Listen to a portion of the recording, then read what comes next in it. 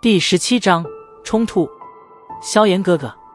少女俏生生地立在萧炎面前，娇嫩白皙的小手负于身后，身子微微前倾，美丽的水灵大眼睛弯成了漂亮的月牙，其中笑意盈盈，俏美的小脸之上浮现浅浅的小酒窝，煞是可爱。